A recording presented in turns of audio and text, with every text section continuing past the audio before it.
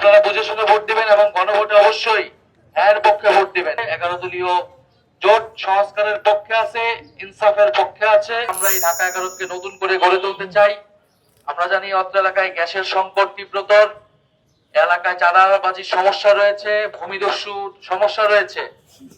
আমরা বাংলাদেশে গত 50 বছর ধরে, গত 16 বছর ধরে বাংলাদেশের মানুষ, এই এলাকার মানুষ তার প্রকৃত সুবিধাটা বুঝে পায় নাই। আমরা চাই এবারে ইলেকশনের মাধ্যমে নির্বাচিত প্রতিনিধি হয়ে আমরা আপনাদের জন্য, এলাকার জন্য সেই কাজটা করতে চাই। 11 দলীয় ঐক্য পরিবর্তনের রাজনীতি করতেছে। আপনারা আমাদের সাথে থাকবেন, আমাদের জন্য দোয়া রাখবেন। আমাদের মার্কা হচ্ছে শাপলাকলি।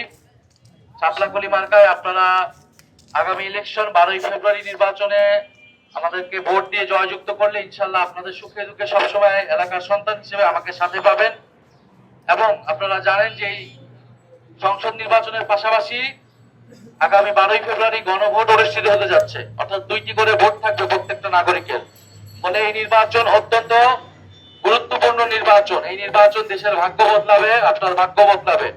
ফলে আপনারা বুঝে শুনে ভোট দিবেন এবং গণভোটে অবশ্যই হ্যাঁ পক্ষে ভোট দিবেন। হ্যাঁ পক্ষে ভোট দিলে আপনারা সংস্কারের পক্ষে থাকবেন, দেশের সংবিধান সংস্কার হবে। 11 দলীয় জোট সংস্কারের পক্ষে আছে, ইনসাফের পক্ষে আছে এবং দুর্নীতি এবং সন্ত্রাসের বিপক্ষে আছে। আমরা আজকে এই সদরপুর এলাকায় এখন গণসংযোগ করব, আপনাদের খোঁজ খবর নিব এবং আপনাদের প্রত্যাশার কথা আমরা শুনবো যে আপনারা আমাদের কাছ থেকে কি প্রত্যাশা করতেছেন এবং এই এলাকার কি ধরনের সমস্যা ফেস করেন, কি ধরনের উন্নয়ন আপনারা চান।